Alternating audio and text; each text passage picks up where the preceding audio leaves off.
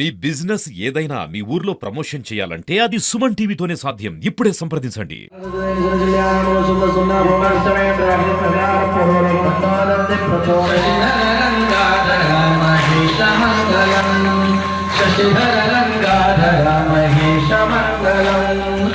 దేవుడికి ముడుపు కడితే 100% కోరికలు తీరుతాయనే గ్యారంటీ మీకుందా? సందేహమే లేదు. సమాధానం చెప్పే ధైర్యం మీలో ఎవ్వరికీ లేదని తెలుసు. కానీ తెలంగాణలోని నిర్మల్ జిల్లా తానూరు మండలం బోసి గ్రామంలో వెలసిన కర్ర వినాయకుడికి మొక్కితే 100% కోరికలు నెరవేరుతాయంటున్నారు ఇక్కడి గ్రామస్తులు. ఇది తెలిసిన మేము బోసి గ్రామానికి వెళితే ఎన్నో ఆశ్చర్యాలను కల్లారా చూశాం.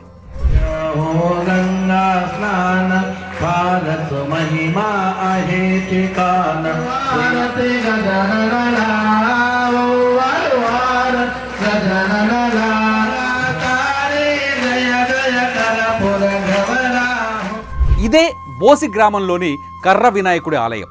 దేశంలోనే మనం ఎక్కడా కని విని ఎరగని తీరుగా ఇక్కడ వినాయక చవితి జరుగుతుంది.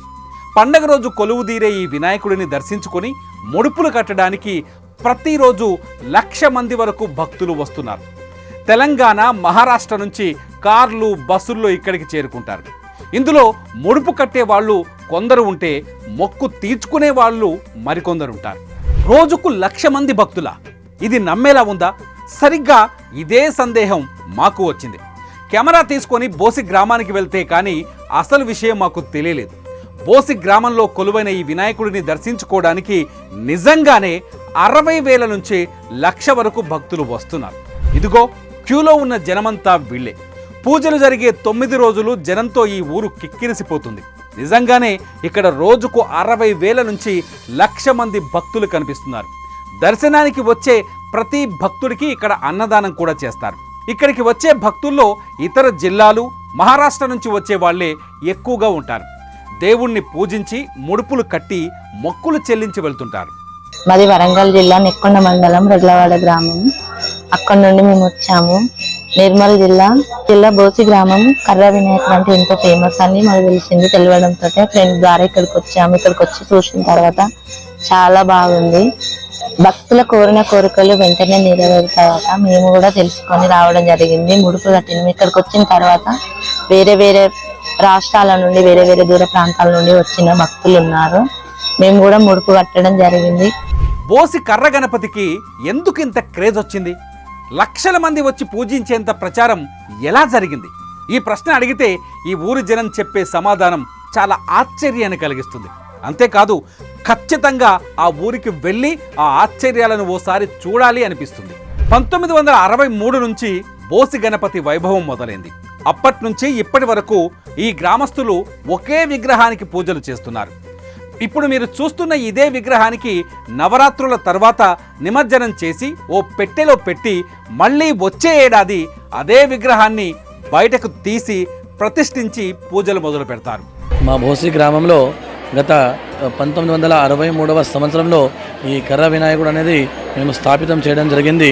మీరు భారతదేశంలో ఎక్కడ చూసుకున్నట్లయితే కూడా ఎక్కడైనా కానీ గణేష్ విగ్రహం పెడుతున్నామంటే పెట్టిన తర్వాత 3 రోజులకో, 5 రోజులకి, 7 రోజులకి, 9 రోజులకి, 11 రోజులకి ఇట్లా నిమజ్జనం అనేది చేస్తారు. కానీ మా బోసి గ్రామంలో మాత్రము 1963లో స్థాపించినటువంటి విగ్రహానికి ఈరోజు కూడా అదేవిధంగా అదే రీతిలో పూర్వీకులు చెప్పిన ప్రకారంగానే ఆ యొక్క పూజ అనేది చేసుకుంటాము. ముడుపులు కట్టడం ఇక్కడి పూజల్లో ఒక ప్రత్యేకం.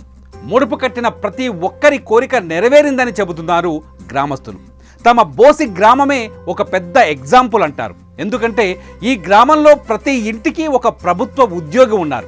వాళ్ళంతా కర్ర వినాయకుడికి ముడుపు కట్టిన వాళ్లే అని చెబుతారు ఇక్కడి ప్రజలు. ఆ యొక్క విఘ్నేశ్వరుని పూజ చేయడం వల్ల మా ఊరిలో ఇంటికి ఒక ప్రభుత్వ ఉద్యోగం రావడం చాలా విశేషం, చాలా గర్వకారణం. అంటే ఈ మొత్తానికి కారణము మా ఊరిలో ఉన్నటువంటి, మా బోసి గ్రామంలో ఉన్నటువంటి వరసిద్ధి వినాయకుని యొక్క ఆశీర్వాదం వల్లనే ఇదంతా సాధ్యమనేది జరిగింది. మా ఊర్లోనే కాకుండా చుట్టుపక్కల ప్రాంతాల వాళ్ళు, మళ్ళీ మా పక్కన జిల్లా నిజామాబాద్ జిల్లా, మా పక్కన నాందేడ్ మహారాష్ట్ర, హిమాయత్ నగర్, ఈ ఆదిలాబాద్ సైడ్ నుంచి వచ్చేటువంటి వాళ్ళందరూ కూడా వేలాది మంది సంఖ్యలో ఈ యొక్క విఘ్నేశ్వరునికి వచ్చి ఈ నవరాత్రులలో మాత్రమే 11 రోజులు మాత్రమే దర్శనం అనేది చేసుకుంటారు. ఇంకో ఆశ్చర్యం ఏంటో చెప్పనా? బోసి గణపయ్యకు మొక్కితే సంతానం గ్యారంటీ అంటున్నారు ఇక్కడి గ్రామస్తులు. 2023లో 128 మందికి ఇక్కడ సంతాన ఫలం ఇచ్చారు. ఇప్పటికే 78 మందికి పైగా వచ్చి దేవుడికి మొక్కులు తీర్చుకున్నారు. వీళ్ళంతా సంతాన భాగ్యం పొందిన వారే అంటున్నారు ఇక్కడి పూజారులు. ఈ 9 రోజుల్లోనే ఒక రోజు సంతానం లేని వాళ్ళకి మేము తప్పకుండా ఇక్కడ గణేశుని దగ్గర పెట్టినటువంటి పండ్లు వాళ్ళ యొక్క ఒడిలో అనేది ఇవ్వడం జరుగుతుంది. ఇక మీరు చూసుకున్నట్లయితే పోయిన సంవత్సరము 128 మందికి మేము సంతాన ఫలాలు ఇచ్చినాం. అంటే వాళ్ళ పేరు రాసిచ్చినందుకు కూడా ఇచ్చినామన్నట్టు. ఇస్తే ఇప్పుడు ఇక ఇవాళకి 4వ రోజు అయితే, ఇవాళ 4వ రోజు అయితే ఇప్పటి వరకు 78 మంది యొక్క వాళ్ళు వచ్చి వాళ్ళ యొక్క ముడుపులు కోరికలు మాకు తీరినాయి, మాకు సంతానం కాని వాళ్ళకు కూడా సంతానం జరిగిందని చెప్పేసి ముడుపులు తేరుకోవడం అనేది జరిగింది. ఈ విగ్రహం చరిత్ర ఏంటి అని మేము ఎంక్వైరీ చేస్తే ఓ విచిత్రమైన సమాధానం దొరికింది.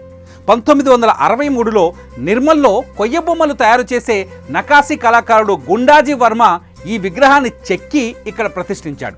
అయితే నిమజ్జనం లోపే దేవుడు కలలోకి వచ్చి తనను నీళ్లలో వెయ్యొద్దని, పెట్టెలో భద్రపరిచి మళ్ళీ వచ్చే ఏడాది పూజలు చేయాలని సూచించినట్టు చెబుతారు. అప్పట్నుంచే ఈ విగ్రహానికి ప్రతిష్ట, పాపులారిటీ పెరిగిపోయింది. ఇక్కడ కర్ర గణపతి బోషిలో చాలా బాగా ఉంది. ప్రతి సంవత్సరం వస్తున్నాం మేము. చాలా బాగా అనిపిస్తున్నది మాకు. మేడం, మీరు కోరిన కోరికలు తీరుతా ఉన్నాయా మేడం? అవును, తీరుతున్నాయి. అందరు కూడా దర్శనం చేసుకోవచ్చు. చాలా బాగుంది. మండల్ తాను గ్రామం బోసి గ్రామంలో చాలా రోజులుగా వరసిద్ధి వినాయకుడికి దర్శించుకుంటున్నాము. ఇక్కడ ప్రతి ఇయర్ మేము ఇక్కడికి వస్తుంటాము. మేము అనుకున్న కోరికలు నెరవేరాయి. మా వంతుగా మేము ముడుపును చెల్లించడం జరిగింది. ఎప్పటిలాగే ఈసారి కూడా బోసి గణనాథుడి ఉత్సవాలు వైభవంగా జరుగుతున్నాయి. ఈసారి కూడా రోజుకు 60,000 నుంచి 1,00,000 వరకు భక్తులు వస్తూనే ఉన్నారు. వారికి భోజనం పెట్టడానికే నిత్యం 10 క్వింటాళ్ల బియ్యం వండుతున్నారంటే ఈ వినాయకుడికి ఎంత పాపులారిటీ వచ్చిందో అర్థం చేసుకోవచ్చు. మరి మీ మొక్కు తీర్చుకునేది ఎప్పుడు? కామెంట్ చేయండి. చూస్తూనే ఉండండి సుమన్ టీవీ. అంటే భక్తుల నమ్మకాలు వచ్చేసి ఇప్పుడు తండోపతండాలుగా వస్తున్నారు. సంతానం లేని వాళ్ళకు సంతానం కలుగుతుందనే నమ్మకంతో వాళ్ళు సంతానం కలిగిన తర్వాత దేవుడికి కట్టాల్సిన ముడుపులు కట్టేస్తున్నారు. ఇక్కడ చుట్టుపక్కల గ్రామాల వాళ్ళు కూడా పాదయాత్రతో మేము నిన్న వస్తున్న క్రమంలో దారిలో చాలా మంది మహిళలు పాదయాత్రలో వస్తున్నారు.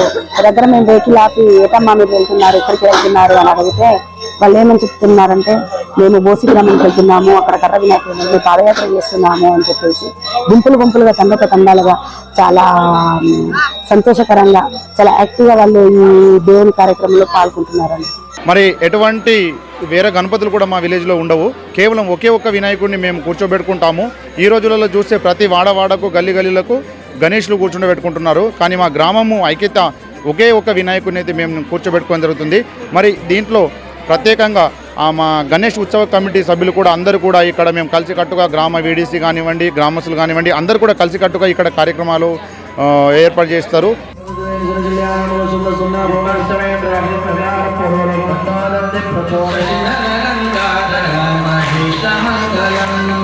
శశిధర